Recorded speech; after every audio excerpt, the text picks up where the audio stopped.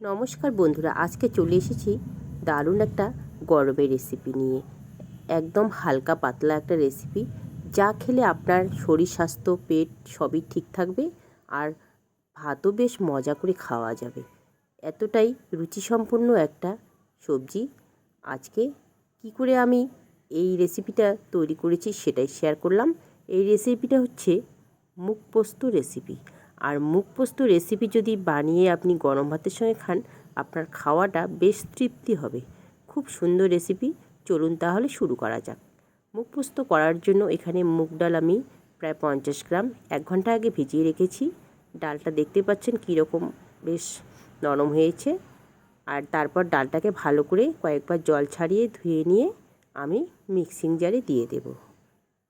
সব ডাল দিয়ে দিলাম। দিয়ে দেওয়ার পরে এখন আমি ডালের মধ্যে 2টো কাঁচা লঙ্কা দিয়ে দেব।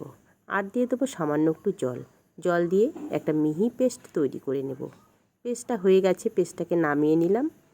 এবার আমি এই পেস্টের সঙ্গে পরিমাণ মতো লবণ, হলুদ ও কালো জিরে মিশিয়ে নেব। এখন ভালো করে কিছুক্ষণ ফেটিয়ে নেব। ফেটিয়ে নেওয়া হয়ে গেছে। এবার আমি চলে যাব এগুলোকে ভাজতে। তা প্রথমে কড়াইয়ে আমি দিয়ে দেব সর্ষের তেল।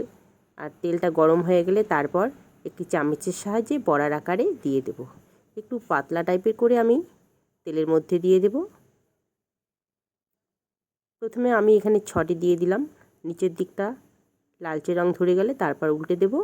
উল্টে দিয়ে দুটো দিক সমানভাবে যখন ভাজা হয়ে যাবে তখন নামিয়ে নেব। প্রথম ধাপে এগুলো নামিয়ে নিলাম। আর ঠিক একইভাবে সবগুলো বড়া আমি ভেজে নেব। এই বড়াগুলোকেও আমি তেলের মধ্যে দিয়ে দিলাম। এই বড়াগুলো আমার ভাজা হয়ে গেছে, নামিয়ে নিলাম। এখন আমি ওই কড়াইয়ে দিয়ে দেব এখানে আলু।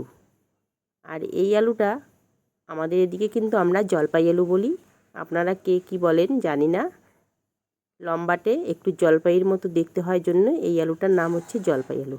সেই জলপাই আলু দেওয়ার পরে আমি এখানে লবণ হলুদ দিয়ে দিলাম। লবণ হলুদ দেওয়ার পরে একটু নেড়ে চেড়ে আলুগুলোকে ভেজে নেব। আলু ভাজা হয়ে গেলে তারপর আলুগুলোকেও নামিয়ে নেব। সব আলুগুলোকে আমি নামিয়ে নিলাম।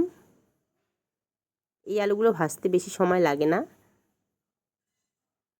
এবার ওই কড়াইয়ে আবার আমি সর্ষের তেল যোগ করে দিলাম। তারপর দিয়ে দেবো সামান্য একটু কালো জিরে। আর দিয়ে দেবো 4টে কাঁচা লঙ্কা। কাঁচা লঙ্কাগুলো যখন একটু ভাজা হয়ে যাবে তখন আমি এখানে ঝিঙে কেটে রেখেছি, সেই ঝিঙেগুলোকে দিয়ে দেব। ঝিঙে দেওয়া হয়ে গেলে একটু নেড়ে চেড়ে নিয়ে এখন ঝিঙের মধ্যে আমি দিয়ে দেব পরিমাণ মতো লবণ। আর দিয়ে দেব হলুদ। খুবই হেলদি একটা রেসিপি। এরকম রেসিপি যদি বানিয়ে নেন, গরমে আপনার পেটে কোনো সমস্যা হওয়ার সম্ভাবনা নেই। লবণ হলুদ দেওয়ার পরে একটু নেড়ে চেড়ে ভেজে নিয়ে তারপর ভেজে নামিয়ে রাখা আলুগুলোকে আমি দিয়ে দেব। আলু ও ঝিঙে আবার কিছুক্ষণ নেড়ে চেড়ে নেব। তারপর এখানে আমি পোস্ত বেটে রেখেছি। আর পোস্তর সঙ্গে একটা শুকনো লঙ্কাও আমি বেটে রেখেছিলাম, ওই জন্য একটু লালচে রং হয়েছে। এখন পোস্ত বাটা দিয়ে দিলাম। পোস্ত বাটা দেওয়ার পর একটু নেড়ে নিয়ে তারপর সামান্য একটু জল দিয়ে দেব। জল দিয়ে সবজি ও পোস্ত একসঙ্গে কিছুক্ষণ কষিয়ে নেব। কষিয়ে নেওয়া হয়ে গেলে তারপর আমি এখানে 2 বাটির মতো গরম জল দিয়ে দেব।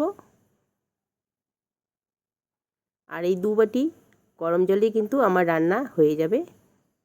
এবার ঝোলটা ফুটতে শুরু করলে তারপর আমি ভেজে রাখা বড়াগুলোকে দিয়ে দেব। সব বড়াগুলো দিয়ে দিলাম। বড়াগুলো দেওয়ার পরে হালকা করে নেড়ে নেব। এরকম 2 মিনিট রেখে দিয়ে একদম লোতে তারপর আমি নামিয়ে নেব। রান্না মোটামুটি কিন্তু আমার কমপ্লিটের দিকে। আর 2 মিনিটের মধ্যে বেশ ঝোলটাকে বড়াগুলো শুষে নেবে। আর গ্যাসের ফ্লেমটাকে আমি বন্ধ করে দিয়েছি। এখন আমি নামিয়ে নেব। আর নামিয়ে নিয়ে গরম গরম ভাতের সঙ্গে পরিবেশন করব। এখানে আমি নামিয়ে নিয়েছি। দেখতেই পাচ্ছেন কতটা সুন্দর লোভনীয় হয়েছে। গরমে যদি এরকম বানিয়ে নেন, আপনার খাওয়া কিন্তু দারুণ হবে। Thank you.